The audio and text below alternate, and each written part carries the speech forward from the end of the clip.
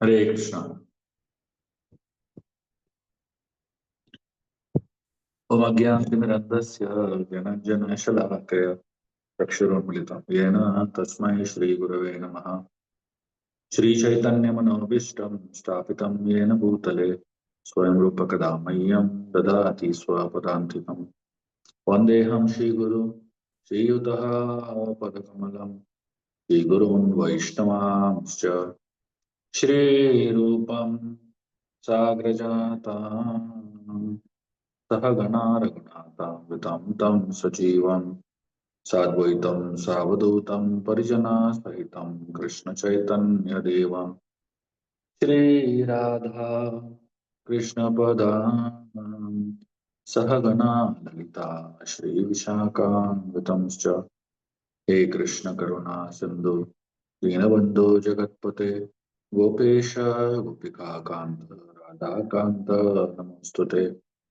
तप्त कांचन गौरांगी राधे वृंदावनेश्वरी वृषभानुसुते देवी प्रणमामि हरिप्रिये।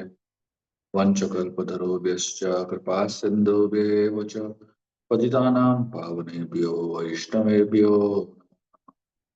जय श्री कृष्ण चैतन्य प्रभु नित्यानंद श्री अद्वैत गदाधर श्रीवास आदि गौर भक्तवृंद।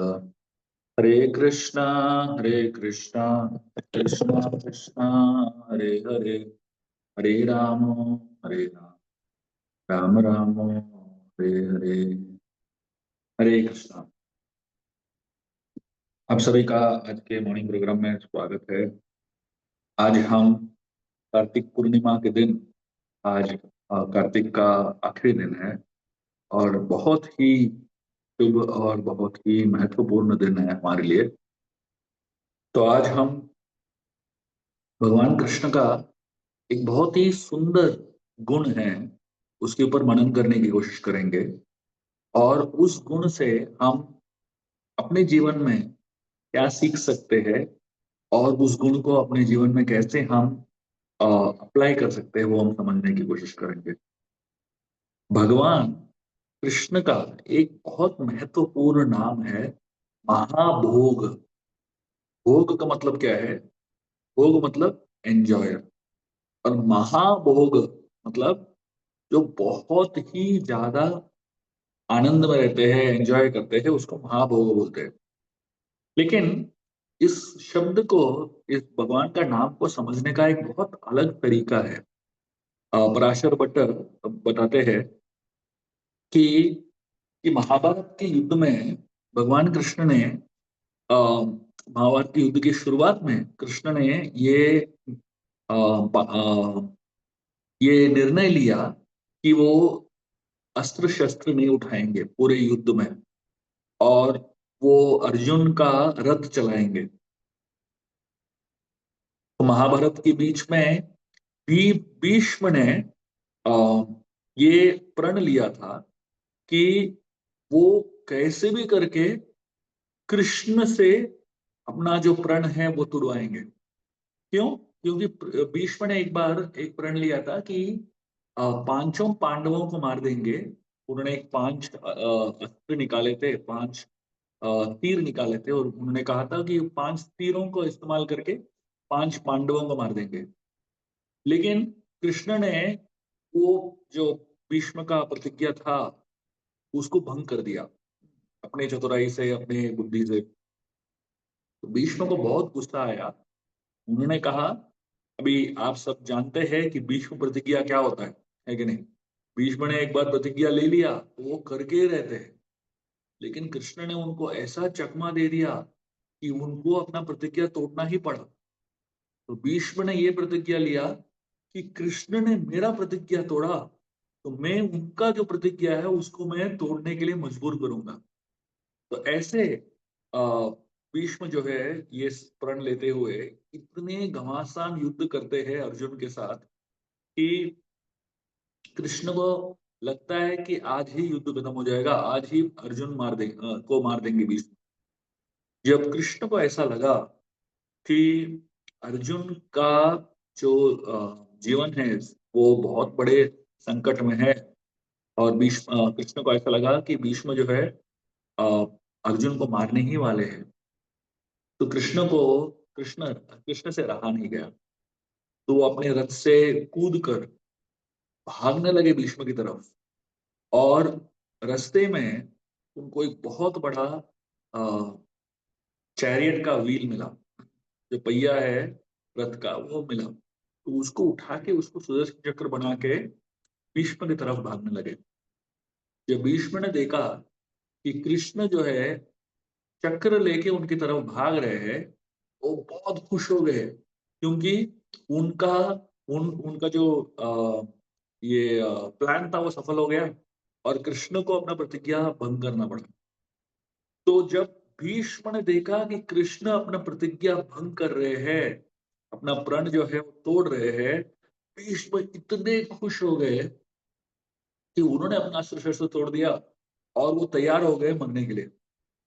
और भीष्म को उनके मन में बहुत प्रसन्नता हुई। क्या प्रसन्नता था भीष्म के मन में? ये प्रसन्नता था कि कृष्ण ने अपना प्रण तोड़ दिया और कृष्ण मुझे मारने के लिए आ रहे हैं। तो उनके मन में दो प्रकार की प्रसन्नता थी।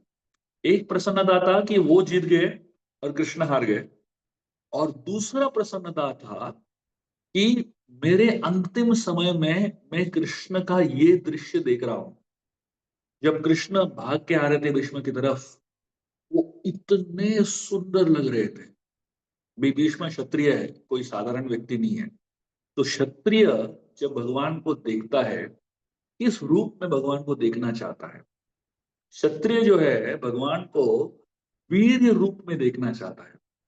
तो जब कृष्ण भाग के आ रहे थे भीष्म की तरफ, वो बहुत ही क्रोधावेश में थे। उनके चेहरे पे गुस्सा था। अभी आप कभी भी रणभूमि में कोई भी सीन देखोगे, जो युद्ध करते हैं उनके चेहरे में ऐसा स्माइल नहीं होता है, गुस्सा होता है कि नहीं? तो आई स्माइल करेंगे, हंसेंगे तो युद्ध नहीं कर पाएंगे। तो कृष्ण के चेहरे में गुस्सा था और वो भाग रहे थे तो उनके बाल जो है बिखर रहे थे, ऐसे पीछे बिखर रहे थे और हवा में उड़ रहे थे। और उसके साथ साथ रणभूमि के जो का जो धूल है, कण है, वो सब जो है भगवान कृष्ण के शरीर में लग रहा था। और पूरा जो उनका भगवान कृष्ण का शरीर था पसीने से छूटा हुआ था। और उस पसीने के ऊपर जो है रणभूमि का जो डस्ट है वो लग रहा था। और उसके साथ साथ कृष्ण के जो कपड़े वस्त्र है वो उड़ रहे हैं, क्योंकि कृष्ण भाग के आ रहे हैं। और अर्जुन जो है जब देखता है कि कृष्ण भाग के अपना प्रतिज्ञा तोड़ रहे हैं, तो अर्जुन भाग के जाता है और कृष्ण के पैर को पकड़ लेता है और वो उनको उनको अनुरोध कर रहा है कि मत जाओ मत जाओ। और कृष्ण उसको खींचते हुए जा रहे हैं। अब सोचिए, अर्जुन इतना बड़ा क्षत्रिय है, उसको खींचते हुए कृष्ण जा रहे हैं।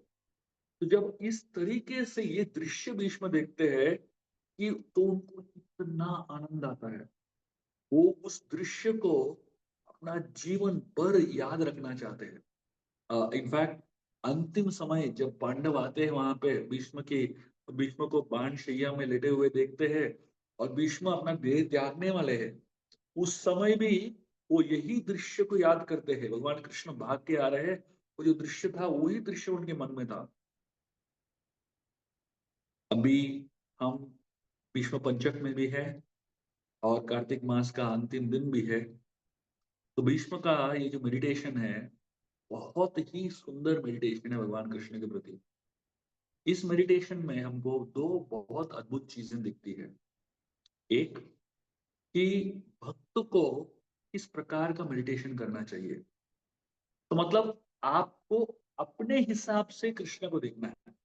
अभी भीष्म क्षत्रिय है, तो क्षत्रिय होने के नाते वो कृष्ण को एक पर्टिकुलर वे तरीके से देखना चाहते थे, तो इसलिए कृष्ण वही तरीके से दिख रहे थे उनको।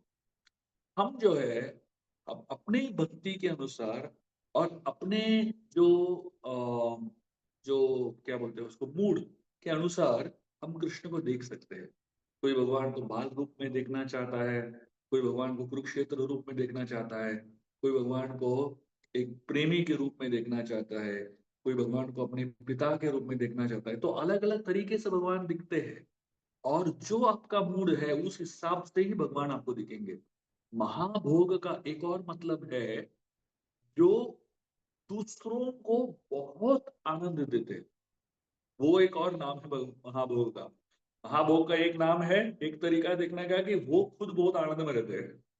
लेकिन ये एक और तरीका है कि वो दूसरों को इतना आनंद प्रदान करते हैं।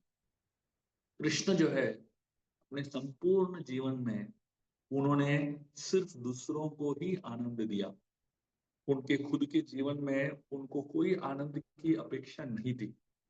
जब गोपियां आए बीच रात में भगवान कृष्ण के साथ संग करने के लिए, तो कृष्ण, ऐसा प्रतीत होता है कि कृष्ण जो है भोग कर रहे हैं उनका। लेकिन एक्चुअली आप तरीके से सही तरीके से देखेंगे तो ज्यादा जो आनंद है किसको आया? गोपियों का आया भगवान को देखने से। तो भगवान ऐसा, बहुत सारे लोगों को लगता है कि भगवान जो है इस प्रकार के व्यक्ति है, वो हर व्यक्ति से कुछ न कुछ चाहते हैं। लेकिन जब हम उनको कुछ देते हैं तो आनंद हमें ही ज्यादा आता है। तो इसलिए भगवान का नाम है महाभोग। हम सब कृष्ण के भक्त है, तो इसलिए हमें कृष्ण का इस गुण के बारे में बहुत मनन करना चाहिए।